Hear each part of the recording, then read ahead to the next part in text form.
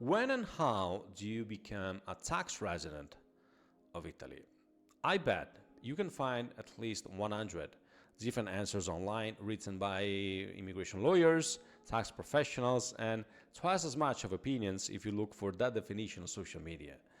First of all, please remember that domicile, legal residency, and fiscal residency are not the same. This is the main reason why more likely you speak with a specialist, with an immigration lawyer, who can manage and secure the relocation from a legal point of view. Because what happens next, tax-wise, is a combination of personal behavior and personal features. Generally speaking, the rule of thumb says that if you spend more than 6 months in Italy, so more than 103 days on a regular basis, you're considered a fiscal resident of this country. Same conclusion if your name appears in the Anagrafe, the Permanent Resident Population Registry, for more than 103 days. And please state that these two requirements or conditions work on separate ways, so even just one of them can define your tax position. And since I hear this debate a lot, you have to count the 103 days even across 2 calendar years. So there's no way for you to play and cheat with the system. So as an individual, this assumption works very straightforward. The length of staying or the length of your name listed decides. From an international point of view, indeed, it may happen for you to have a business in another country, to have family members, properties, bank accounts, investments, your employer, and your ties in general in another country. For this reason, decades ago, a lot of countries signed an agreement that defines or tries to define the so-called tiebreaker rules, a list of points you must check before being able to decide what your fiscal country is. And who knows, maybe this output could be different from the simple 102 days principle applied in Italy.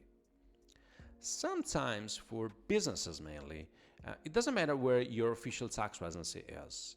If you deal with clients in another country, if you run any activity in Italy, or if there is someone in your company working remotely from Italy, you must run the permanent establishment test and see if, based on several factors, of course, you have to open an Italian branch.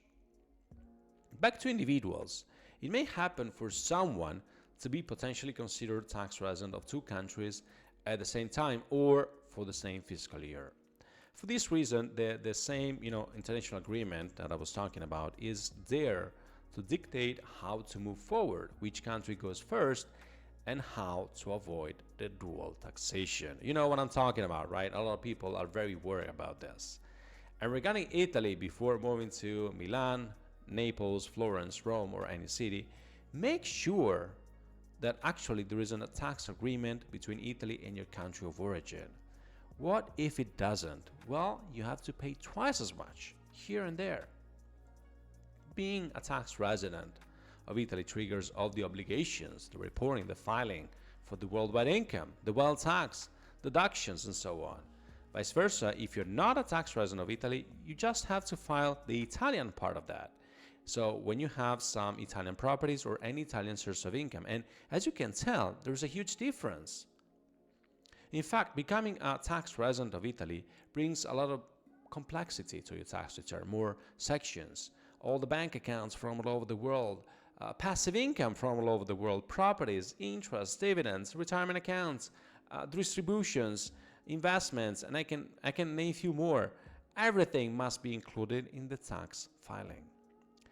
To date, there is no reason for you to become a tax resident except a couple of incentives for people willing to move and stay for at least a couple of years. A flat deduction on your personal income up to 50% if you start a business or get hired in Italy, only within certain conditions, of course, and a flat 7% for pensioners moving to southern regions of Italy, to small municipalities. And if you are a high net worth individual, let's say one that's making more than, 500,000 per year, maybe you can pay a lump sum of 100,000 and fix everything up front. You don't become a tax resident by filing a certificate in advance or signing a document once you've landed.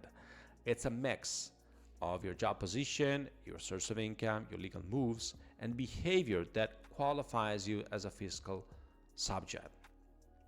Being married does not change your residency per se. Your citizenship doesn't. Getting hired by an Italian company could.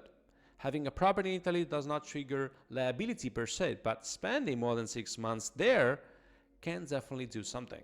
So once again, a full picture of your life is important to take into account a tax move as much as the legal move. Becoming a tax resident of Italy sounds scary, I know that, regarding the worldwide taxation principle. And yes, potentially you owe some taxes to Italy, but if there is an agreement in force with your country of origin, for example, maybe there is almost nothing to pay as difference. And all the problem is just a tax return problem to fix once a year. International matters and fiscal residency are not a joke at all, since there is no checklist or automation in the tax process of getting residency. Every case is 100% bespoke and is different. If you do not file your taxes in Italy because you think you don't have to based on whatever advice you got on there, maybe you can win it and keep it safe. But if the agenzia wakes up, rings the bell, and knocks on your door, penalties are up to 240% of any taxes due and up to 15% of your assets held abroad for each year of missing tax return. So as much as you pay attention and do your due diligence for the immigration process, please do the same for the tax side, because they're both sides of the same coin.